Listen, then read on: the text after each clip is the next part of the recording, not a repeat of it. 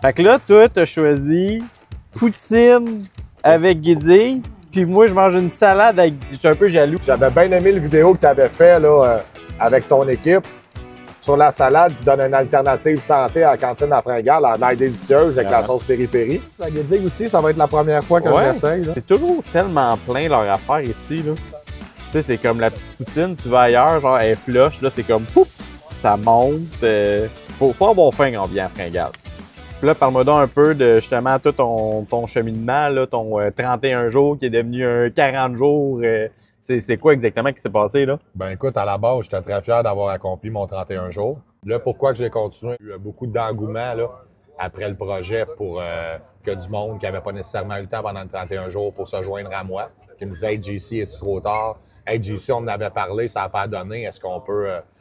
Fait que j'ai voulu continuer à comme m'ouvrir des portes, ouvrir des plages horaires parce que je pense que ça fait du bien aux gens de s'impliquer pour une bonne cause, de parler de leur vie en général, d'amener des bonnes habitudes de vie. Si j'amène du monde à courir un 5 à 10 km par semaine, bien, ça fait ça de plus là, pour, dans leur routine pour être plus en forme.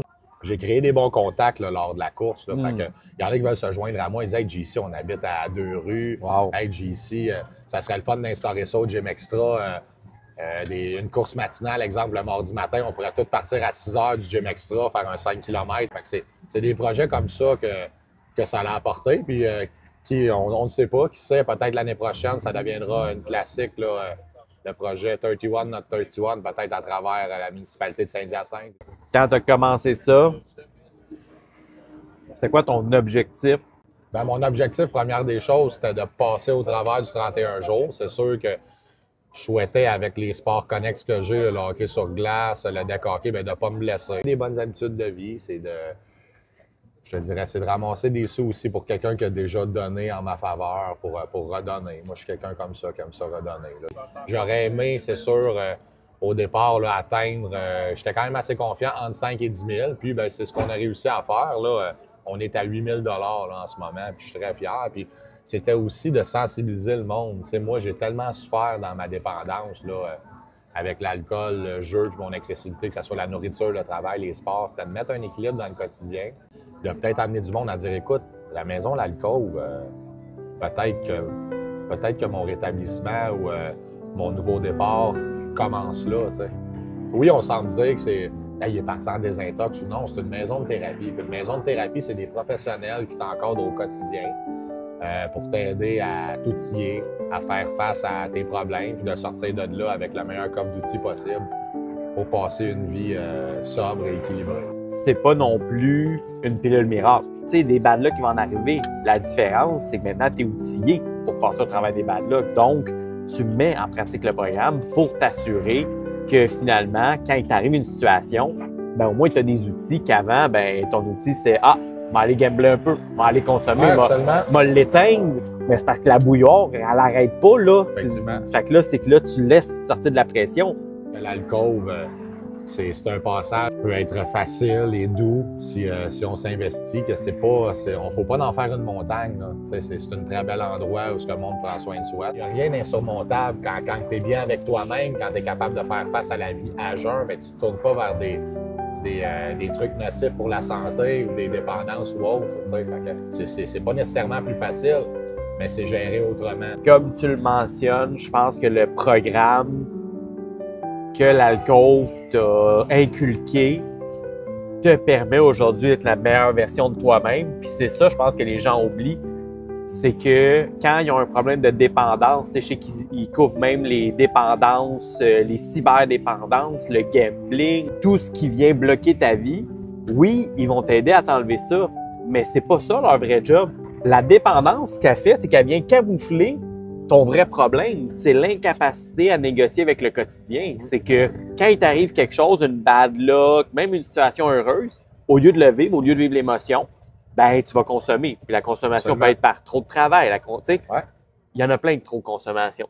Donc là, eux, oui, en partant, la réflexion, c'est de dire « je vais t'aider à ne plus consommer », mais leur vrai travail, tu l'as bien expliqué, c'est de t'inculquer un programme pour qu'après ça, dans ton quotidien, tu sois capable de mettre en place des stratégies qui vont faire que quand tu as de la misère à négocier avec une situation, tu vas, au lieu de retourner consommer, tu vas travailler sur ce problème-là. Le mouvement est fort pour ça, à permettre à des gens de s'ouvrir, puis d'autres gens de se reconnaître. Parce que les gens s'ouvrent, puis disent justement les situations qu'ils vivent. Puis là, quelqu'un à côté dit « Colin, j'ai jamais osé le dire, mais je vis la même chose que JC. » Lui, il en parle ouvertement. Puis c'est ça, le problème de la maladie. La maladie, ce qu'elle a comme objectif, c'est de te retourner vers toi-même. Tu fais un mauvais coup, tu n'oses pas en parler à personne, tu as de la honte. Quand tu t'ouvres à un autre être humain, puis tu le dis « Hey, j'ai fait tel mauvais coup, je peux-tu me reprendre? Je peux-tu... Hey, oui, tu devrais faire telle action. » Mais si tu n'en parles pas, tu es pris avec ça. Fait que tu reconsommes pour oublier que tu as fait un mauvais coup. Là, tu refais un... Tu sais, c'est une roue qui tourne. Il y a le cercle vicieux puis le cercle vertueux. Là, tu es dans le cercle vertueux. Plus que tu fais de bonnes actions, plus que tu as une autre bonne action qui s'en vient. Mais le cercle vicieux, plus qu'on a de la honte, plus qu'on veut consommer, tu sais, les deux côtés existent, là. Ouais. Puis en 2025, je pense que c'est pas mal moins tabou qu'autrefois. Ouais. Il y a beaucoup d'aide Ouais. qu'on peut aller chercher. Il y a beaucoup de personnes qui se sont manifestées aussi puis qui ont vu les effets positifs d'en parler. Fait que si je peux te donner un conseil en 2025, ben c'est pile sur ton orgueil. Puis je pense que c'est important de t'ouvrir. Tu sais, tout le monde en fait des erreurs. Puis n'a pas peur d'en parler. Aujourd'hui, ben, je suis capable de goûter à ça, là, la tranquillité d'esprit, le bien-être. Mais là, c'est aujourd'hui qui compte. Puis on pense pas au passé, on pense au futur. Puis le futur, ça peut commencer aujourd'hui, là. Si vous avez un projet qui vous tient à cœur, puis ben, c'est de l'essayer, puis de voir aussi que ça peut vous amener, là. Fait que faites-vous confiance. Puis il y a aucun projet là, qui ne mérite pas là, d'être réalisé là, si vous y croyez. C'est ça que je dis souvent aux entrepreneurs, même aux gens qui veulent partir un projet. Il faut que tu partes un projet parce que tu es motivé, toi, personnellement. T'sais, toi, tu l'as fait parce que l'alcool t'a supporté, tu voulais redonner. Fait que tu avais un de tes objectifs, c'était « Regarde, moi, je vais donner personnellement. » L'autre chose que tu avais comme objectif, c'est « T'aimes ça, la course, tu voulais te dépasser toi-même. » Donc, tu as allié une motivation, tu as allié une passion, puis tu es parti dans le thinking, je me donne un objectif, puis ceux qui voudront me joindre me joindront. Tu sais, sans, après 3 jours, mettons, dire « Colin, personne m'écrit, comment ça? » Tu sais. Puis c'est souvent ça le problème que je trouve, ou du moins ce que je dis aux entrepreneurs, c'est quand vous commencez un projet, ben faites-le pour vous-même, puis vous verrez après les résultats. Puis les gens s'arrêtent trop vite. Avec toi, je pense que tu as bien énoncé que ça a pris 6 ou 7 jours de ton dévouement pour que quelqu'un fasse comme « Hey, moi aussi, JC, je veux m'impliquer. » Quand ça finit, c'est quoi ta vision d'avenir? Puis qu'est-ce que tu aimerais dire aux gens pour les encourager à eux aussi, peut-être, créer une action comme la tienne? Ben, ma vision de l'avenir, je te dirais que ça va être de rester actif physiquement, sans nécessairement être dans l'excès. Là. Je vais prendre un peu de repos pour moi. Je vais recommencer à m'entraîner au gym extra. Puis je pense que ça va être de continuer à avoir des bonnes habitudes de vie, à communiquer. Je dirais, mes projets, je pense que ça va être de me consacrer sur moi, ma famille, puis de m'imposer des limites, puis de me garder un équilibre. J'ai tout le temps été excessif. Fait que ça va être de travailler mon 35-40 heures semaine, ça va être de m'entraîner 2-3 fois semaine, ça va être de passer du temps en famille, ça va être de bien m'alimenter, de me permettre une petite cantine fringale, une salade comme ça de temps en temps, une poutine de temps en temps, mais pas du resto comme je faisais tous les jours avant, puis de l'alcool, puis du gambling. La première des choses, merci pour la confiance du monde qui ont participé, merci pour les encouragements, les beaux mots. Je pense que le monde a vu qu'un 5 km, là, ça se fait bien. Mais c'est pas rien non plus. Puis de se l'inculquer pendant 31 jours, de mettre ça dans sa routine, ben, je veux dire, c'est pas nécessairement toujours facile. On se lève pas toujours de la même humeur, avec la même énergie. Puis moi, j'ai tout le temps gardé là, comme ligne directrice que pour moi, l'important, c'est pas les sous, c'est pas de donner l'argent. Il y avait 3 manières pour moi là, de s'impliquer. C'était un don, c'était de participer à la course, puis c'était de m'écrire pour parler des problèmes ou des inquiétudes que vous avez dans votre vie. Parle-moi donc un peu du tournoi de golf d'hier. Ben moi, je suis allé juste au cocktail. Ben voilà, l'ambiance était bonne. Tu sais, ça réunit vraiment toute la crème de la crème des entrepreneurs. Jean-François, il a fait un discours. Il parlait exactement ce qu'on parlait avec Éric.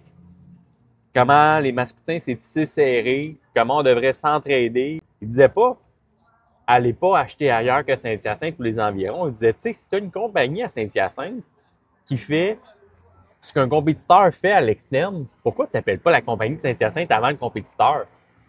Puis moi, ça me touchait parce que ça arrive souvent que des gens m'ont engagé des agences marketing de l'externe, puis je regarde qu'est-ce qui est fait, puis je me dis, Colin, j'ai même pas été appelé pour soumissionner. Il y a des gens qui ont entendu ce message-là, puis qui se disent, Colin, j'ai besoin d'aide pour mon marketing.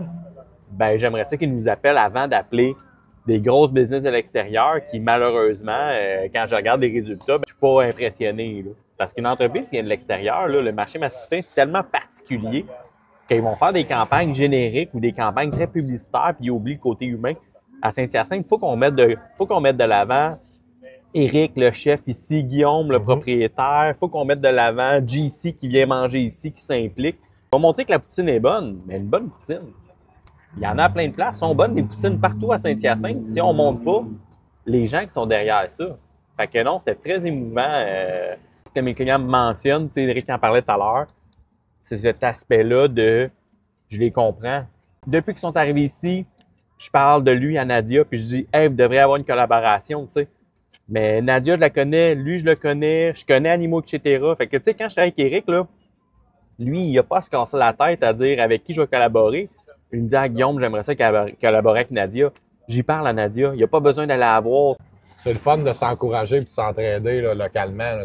La promotion, de ce que j'ai vu, c'est quand tu achètes ici, des fois, tu as un petit rabais au maître glacé, que ce soit un enrobage gratuit, un petit cornet gratuit, ainsi de suite. Là-bas, tu manges un cornet au maître glacé. Bien, ici, tu vas peut-être avoir une petite poutine, rabais sur une petite poutine, quelque chose du genre. Fait que je trouve ça bien. Là, ça l'incite à compléter le repas. T'sais. Tout le monde se complète, là. Fait qu'il faut être capable de dire, OK, comment je deviens partenaire des entreprises qui sont autour de moi? Parce que une fois que tu as fait déplacer le client qui s'est rendu proche de ta porte, c'est bien plus facile de l'amener dans ton commerce, là. On est inspirant, Guillaume. La tête dans l'eau, je l'ai au quotidien. Là. Je suis très privilégié. Puis chaque fois que quelqu'un vient me dire « J'aime ce que tu fais », ça me touche. Mais comment je fais pour bien faire mon travail? Ben, c'est parce que je fais ce que j'aime. Fait que on est inspirant, mais en réalité, on est juste à notre place.